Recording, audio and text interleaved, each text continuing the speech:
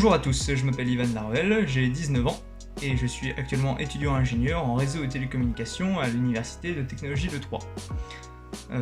J'ai commencé avec le tronc commun en 2017 pendant 2 ans et actuellement je suis en première année sur les 3 ans de cycle réseau et télécommunications.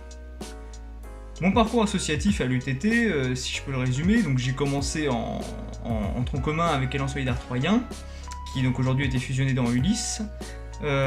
J'ai collaboré sur quelques projets avec l'UNG, donc l'UTT Net Group, l'association d'informatique de l'UTT, et je suis élu étudiant, vice-président étudiant élu au conseil des études, donc avec pour charge de rassembler tous les élus étudiants autour d'une politique commune et d'être le porte-parole des 3000 étudiants de l'école.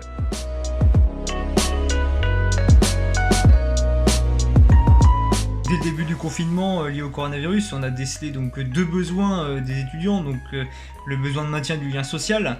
Faut savoir que beaucoup d'étudiants utilisaient les infrastructures, les salles de cours libres, la bibliothèque universitaire, le restaurant universitaire du campus de l'UTT pour se retrouver, s'entraider, échanger entre amis. Ce lien aujourd'hui n'étant plus possible, il faut trouver une autre solution. Et également, il faut assurer la continuité pédagogique, c'est-à-dire s'assurer de l'acquisition et de la consolidation des compétences. Donc il a fallu qu'on trouve une plateforme commune qui rassemble toutes ces fonctionnalités-là. Donc notre attention s'est portée sur Discord, qui est très utilisé dans la communauté étudiante, notamment ceux qui jouent beaucoup aux jeux vidéo déjà, et qui aussi offre des interfaces de programmation assez simples à utiliser, ce qui nous permet d'ajouter des fonctionnalités et de mieux gérer cet espace.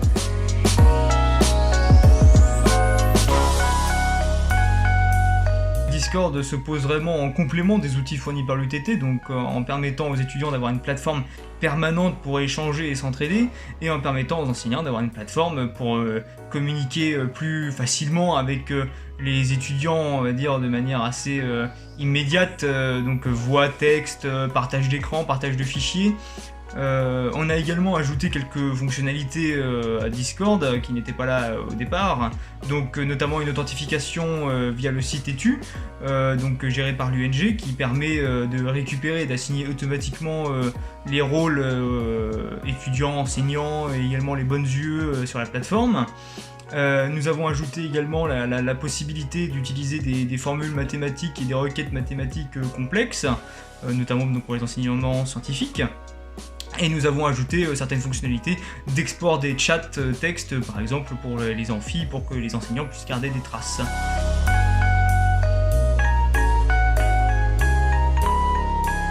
Ce que ça m'a apporté, déjà c'est la preuve que même à distance, en étant confiné chez soi, on peut être utile à la communauté. Et également, j'ai acquis des nouvelles compétences en informatique, donc j'ai dû développer le petit bot qui gère le serveur. J'ai acquis des compétences en respect, on va dire, des règles de traitement des données personnelles, et j'ai acquis des compétences en communication auprès des étudiants, des enseignants, lors de la rédaction des guides ou des envois de mails par exemple.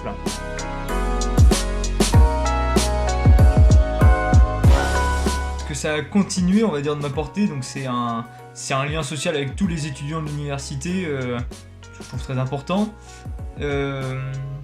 Sinon, mon petit tune à moi pour résister face au confinement, c'est tout bête, mais c'est d'essayer de bien dormir en fait, de respecter un peu, d'essayer de retrouver le rythme que j'avais avant. Parce qu'en fait, faut se rendre compte que ce qu'on est en train de faire là, c'est pas un sprint, c'est vraiment un marathon, ça va durer plusieurs semaines, et donc vraiment faut essayer de retrouver le rythme qu'on avait avant pour bien suivre les cours, pour éviter de décrocher. Parce que c'est vrai que les tentations, on va dire, de décrochage sont plus fortes quand on est seul. Donc c'est pour ça, il faut vraiment continuer à s'entraider, à se serrer les coudes et à maintenir le lien social tous ensemble. Si je peux vous souhaiter quelque chose, c'est bon courage à tous et surtout bonne santé.